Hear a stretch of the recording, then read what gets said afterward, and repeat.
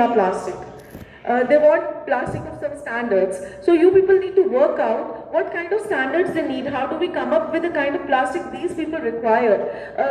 My request is that some study should be made through your students in the cement plants. What kind of machinery do they require to utilize the plastic which is being produced every day in the cement industry, so that it can become a part of raw material for that industry and part of laying down the roads as the bitumen, part of bitumen which is being laid down on the roads. In Kishtwar, we have tried a lot to make up the pace with NHIDCL, National Highway Corporation Limited.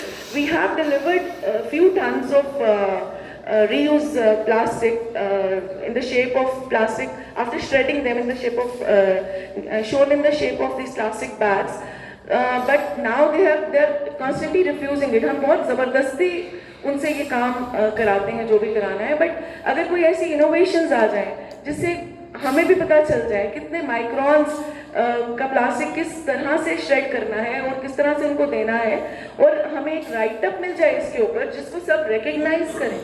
Even the national highway people recognize, even the cement industry plant people recognize, so that they can't say no to it. A research has to be made through your institute, I suppose. And one very important thing which I would like to tell everybody, and you all must be aware that government of J&K has already banned single-use plastic. But despite the fact, even small institutions like NIT, like small schools, वो भी इस ban को implement. Let's be the generation that says no more throwaway culture. Let's be the generation that carries steel bottles instead of these plastic bottles. We shop smart, we recycle right, and inspire others to do the same. This theme